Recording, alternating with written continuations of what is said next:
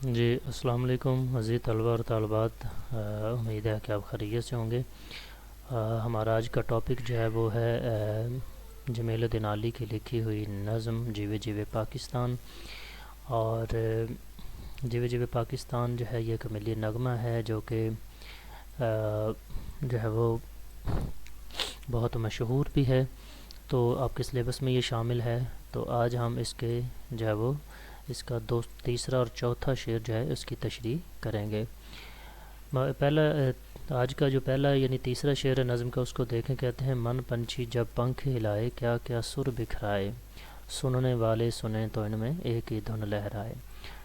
اس میں من کا مطلب ہے دل، پنچھی معنی پرندے کو کہتے ہیں، پنکھ کہتے ہیں پروں کو یعنی پرندے کے جو پر ہیں، سر کے معنی راگ یا ساز کے ہیں، بکھرانا مطلب بکھیرنا کے ہیں، دھن کے معنی ہیں ساز کے۔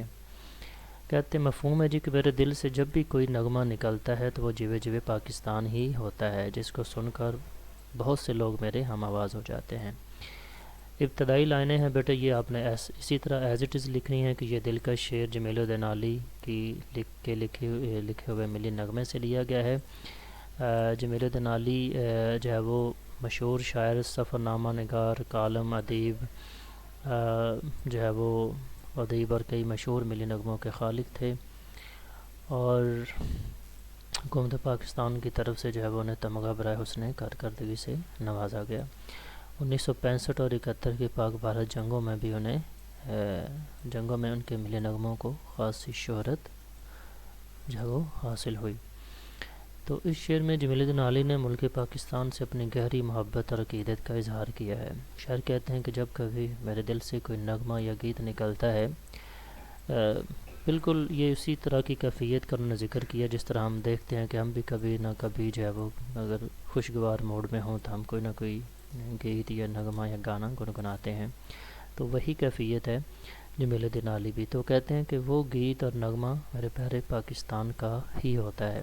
جب بھی میں کچھ گنگناتا ہوں یا میرے لبوں پہ پر جو ہے وہ کوئی نغمہ آتا ہے تو وہ میرے ملک پاکستان کا گیت ہی ہوتا ہے۔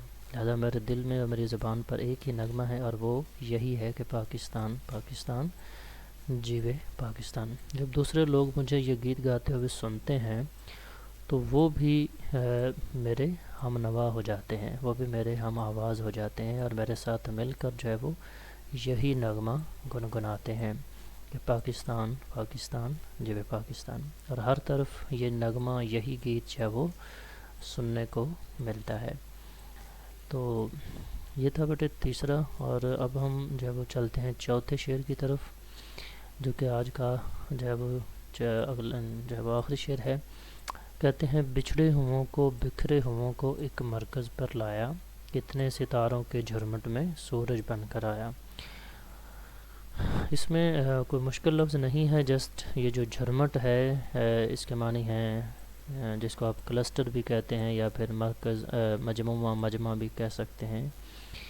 تو مفہوم ہے جی کہ ملک پاکستان کی خاطر سب ناراض لوگ ایک ہو گئے اور ایک اہم ملک پاکستان حاصل کیا۔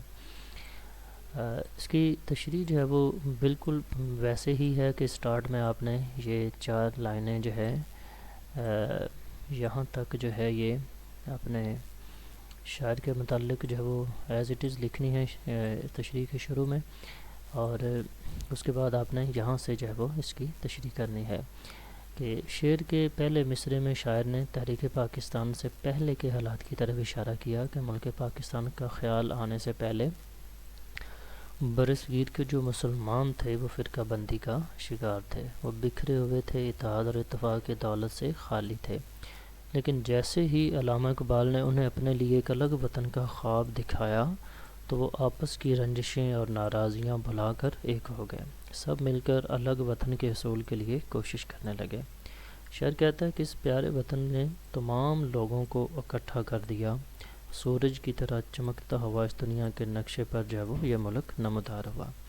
جب 1930 میں علامہ اقبال نے خطبہ الہ آباد میں ایک علیحدہ ملک کا تصور پیش کیا تو اسے سن کر تمام لوگ آپس کے معمولی اختلافات بھلا کر ایک مسلم لیگ کے جھنڈے تلے جمع ہو گئے، جس کی وجہ سے پاکستان دنیا کے ممالک میں ستاروں میں سورج کی طرح بن کر ابھرا۔ شاعر نے ملک پاکستان کو سورج اس لیے کہا کیونکہ جس طرح سورج کی حیثیت اور اہمیت باقی تمام ستاروں سے زیادہ ہے، اسی طرح ملک پاکستان کی اہمیت اور حیثیت بھی باقی مسلم ممالک سے کہیں زیادہ ہے، کیونکہ یہ دنیا کی واحد مسلم ریاست ہے جو ایک خاص بنیاد یعنی لا الہ الا اللہ پر قائم ہوئی۔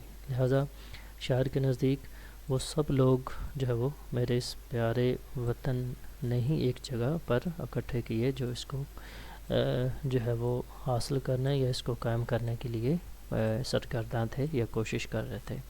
اور آخر میں وہ اپنے ملک پاکستان کو جو ہے وہ یہ دعا دیتے ہیں کہ پاکستان کا گوشہ گوشہ گلی گلی آباد رہے، پاکستان کا بچہ بچہ شاد رہے آباد رہے۔